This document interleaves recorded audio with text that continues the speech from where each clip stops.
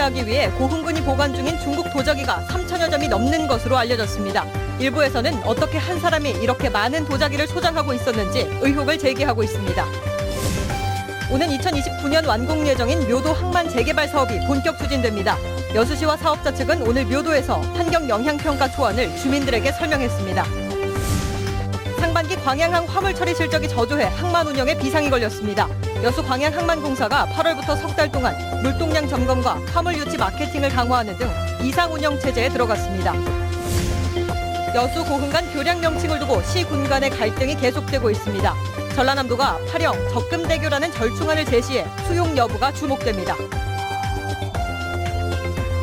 여러분 안녕하십니까? 고흥군의 중국 도자기 감정 논란을 어제 보도해드렸는데요. 고흥군이 한 소장가에게 3천여 점이 넘는 도자기를 기탁받아 현재 보관 중인 것으로 알려졌습니다. 어제에 이어 문형철 기자가 보도합니다. 고흥군이 지난주 감정을 의뢰한 중국 도자기는 모두 300점. 이를 포함해 무려 3,400점 정도를 현재 고흥군이 보관하고 있습니다. 이 도자기들의 소장가는 과거 도내에서 부군수까지 지냈던 인물로 자신이 기탁한 도자기는 전문가들의 감정을 거친 진품들로 모두 1조 원이 넘는 가치가 있고 진위 논란에 대해서는 전문성이 부족한 사람들이 도자기의 가치를 고의로 폄하하고 있는 것이라고 설명했습니다. 고흥군도 도자기 반입이나 소장 경위에 대해서는 문제가 없다는 입장. 중국 세관에서 공예품으로 인식해 통관을 시켜줬고 문화재도 아니었기 때문에 반출이 가능했다는 겁니다. 하지만 일부에서는 한 사람이 수천 점의 중국 진품을 소장할 가능성은 희박하다고 주장하고 있습니다. 현실적으로는 거의 불가능한 얘기죠. 황실 도자기면은 누가 돈 가지고 간다고 해서 쉽게 살 수 있는 물건 자체가 아니거든요. 지난해 수천 점의 도자기들이 고흥으로 옮겨졌고 고흥군은 이를 전시하기 위해 현재 분청문화관 2층에 별도의 전시 공간까지 마련해놨습니다. 이제는 우리 국민들이 더 이상 저것을 방관할 수는 없는 상황이 되기 때문에 범국민 진상조사위원회를 구성해서 잘못된 사람들은 책임도 추궁을 해야 된다. 한편 사업을 추진하고 있는 고흥군 직원은 도자기 감정과 관련해 어느 정도 논란을 예상했다고 밝혀 막대한 예산이 투자되는 데 반해 행정은 허술하다는 비난을 사고 있습니다. MBC 뉴스 문형철입니다. 광양항 묘도 항만 재개발 사업이 내년 초에 착공됩니다. 여수시와 광양항 융복합 에너지 허브 주식회사는 오늘 묘도동 주민자치센터에서 광양항 묘도준설토 매립장 항만 재개발 사업의 환경 영향평가 초안에 대한 주민 설명회를 가졌습니다. 묘도 항만 재개발 사업은 묘도의 산업, 입지적인 특성을 바탕으로 미래 신소재와 신재생 에너지 생산 등 신성장 산업을 육성하는 것으로 내년 초에 공사가 시작됩니다. 사업자 측은 2026년까지 2,523억 원을 들여 부지를 조성한 뒤 2029년까지 5조 9천억 원을 투자해 건설 공사를 마칠 계획입니다. 상반기 광양항의 물동량 처리 실적이 부진을 면치 못하자 항만공사가 대책을 고심하고 있습니다. 여수 광양항만공사는 다음 달부터 석 달간 비상운영 체제에 들어가 운영사와 선사의 월 단위로 확인하던 물동량 흐름을 매일 점검하고 전북과 충청권의 화주 등을 대상으로 화물 유치 마케팅을 강화하기로 했습니다. 항만공사 측은 선박 입출항 횟수가 주당 87항차에서 올 들어 92항차로 늘어났고 한진해운과 현대상선 등 국내 선사들이 미주 노선 개설을 검토하고 있다며 하반기 분위기 전환을 기대하고 있습니다. 대법원의 합헌 결정으로 이른바 김영란법이 예정대로 시행됩니다. 농축수산물이 적용 대상에 포함된 상태여서 농도인 전남이 큰 타격을 입게 됐습니다. 이계상 기자입니다. 추석을 두 달여 앞둔 이맘때면 굴비 상인들은 명절 상품 준비에 들어갑니다. 예약 주문을 받느라 바빠야 할 시기지만 올해는 연휴와 전혀 다른 분위기입니다. 가뜩이나 경기가 최악인 상황에서 원재료인 참조기 값은 고공행진을 거듭하고 엎친 데 덮친 격으로 김영란법 시행을 앞두고 선물 주문이 크게 줄어들 거라는 우려 때문입니다. 상인들은 올해 추석을 어떻게 대비해야 할지 가늠하기가 힘든 상황입니다. 어느 정도 판매가 될지, 선물용으로 물건이 판매될지 안 될지도 예측을 할 수가 없는 상황이기 때문에 지금 물건을 만들 수가 없는 상황이죠. 선물 비용이 5만 원 미만으로 제한되면서 축산물 수요도 뚝 떨어질 것으로 우려됩니다. 한우 선물 세트를 10만 원대 이하로 구성하기도 어려운 데다 김영란법에 발목이 잡혀 한우 대신 수입육 소비로 돌아설 가능성이 높기 때문입니다. 소비자한테 찾는 건 당연히 수입육으로 돌아가겠죠. 값싼 수입육으로 따라서 돌아감에 있어서 축산 농가는 그만큼 올라갈 수밖에 없는 게 현실이기도 합니다. 꽃가게와 화훼 농가도 위기를 맞게 됐습니다. 공직자 인사처리나 경조사 때 화분이나 꽃바구니를 주고받는 일이 잘못된 관행으로 인식돼 화훼 소비가 급격히 줄어들 것으로 우려됩니다. 5만 원 이하짜리만 찾다 보면 자유롭게 그런 상품들을 배송하고 뭐 이런 어떤 마진을 기대하기는 상당히 어렵기 때문에 전부 다 하향된다는 소리죠. 한국농촌경제연구원은 김영란법 시행으로 농수산물 매출이 1조 6천억에서 1조 9천억 원까지 감소할 것으로 예상했습니다. 농어촌을 지역구로 둔 국회의원들이 농축수산물을 금품수수 금지 품목에서 제외하는 개정안을 발의한 상태여서 실현 가능성 여부가 주목받고 있습니다. MBC 뉴스 이계상입니다. 등량만권 3개 지자체가 지역 개발 사업에 대한 공동 대응에 나섭니다.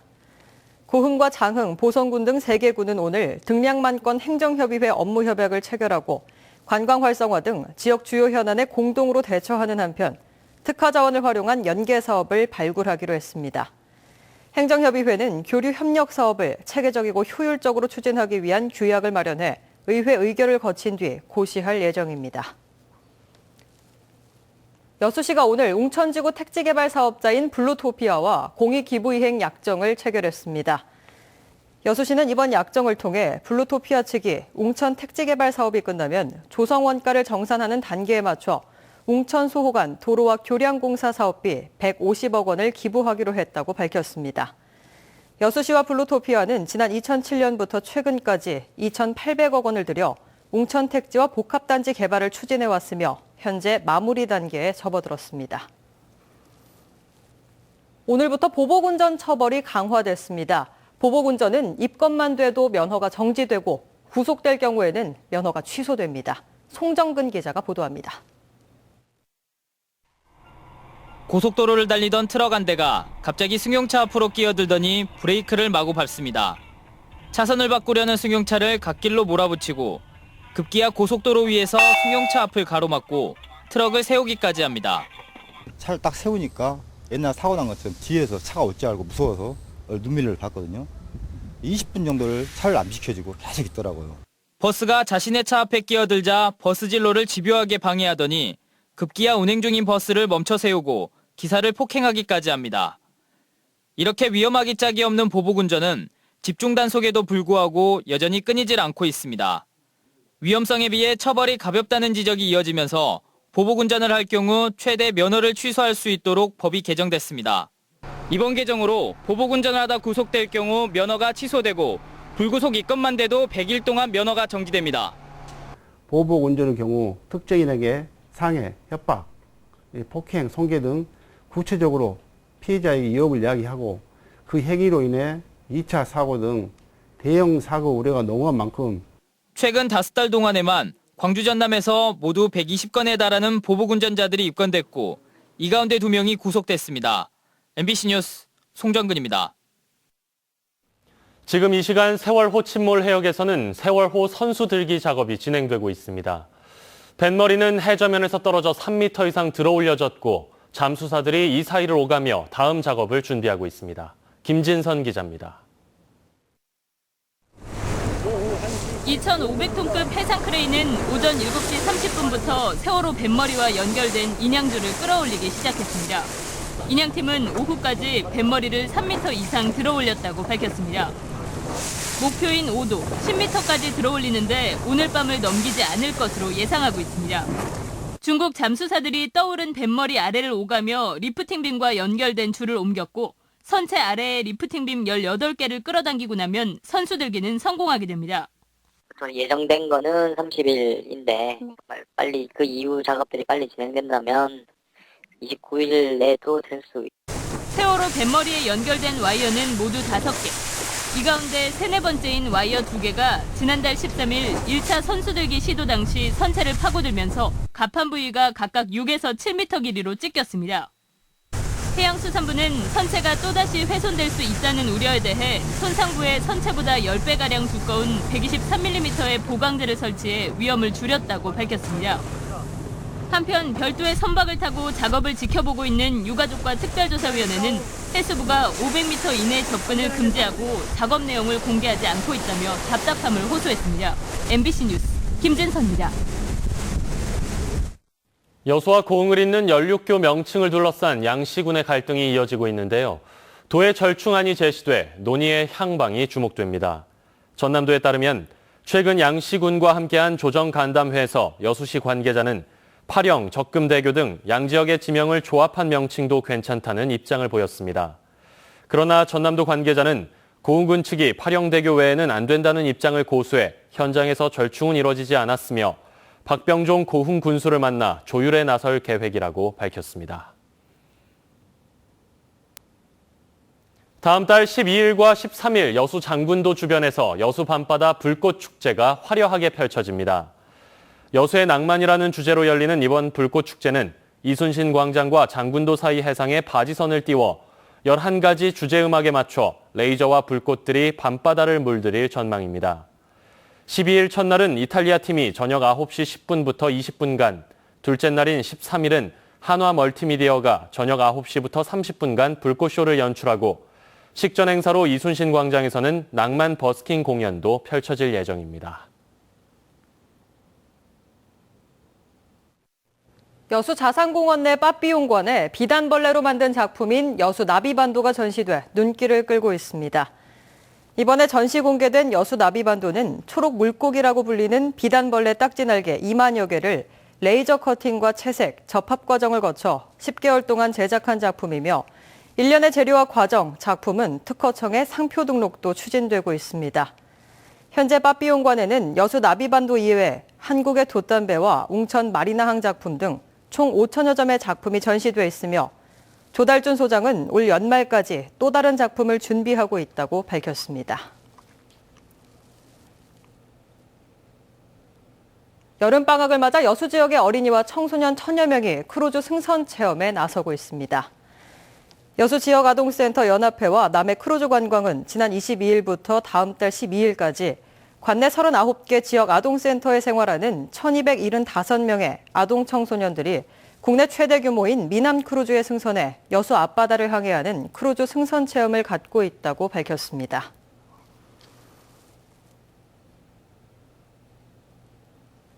오는 9월 개최되는 순천만 세계동물영화제가 준비 단계에서부터 차질을 빚고 있습니다. 순천만 세계동물영화제 집행위원회는 당초 서울 어린이대공원에서 기자간담회와 함께 영화 시사회 등을 가질 예정이었지만 행사 당일인 오늘 일정을 급하게 취소했습니다. 집행위원회는 홍보 인쇄물 제작과 시설물 활용을 놓고 영화 홍보 대행업체와 의견이 맞지 않아 행사를 취소했다며 오는 9월 예정된 영화제는 차질 없이 진행될 예정이라고 설명했습니다. 이낙연 전남도지사가 광양만권 주력 산업인 철강과 석유화학 분야에서 신산업을 태동시키려는 노력을 강조해 주목됩니다. 이 지사는 최근 산하기관장들과 만난 자리에서 세계적으로나 전국적으로 서비스업 비중이 느는 추세인데 전남은 철강과 석유화학 중심의 제조업 중심 체제가 확고하다며 이같이 밝혔습니다. 이 지사는 그러면서 문화, 관광, 의료, 복지 등 서비스 산업 분야에서도 어떻게 고용을 늘릴 것인지 지속적인 연구가 필요하다고 덧붙였습니다.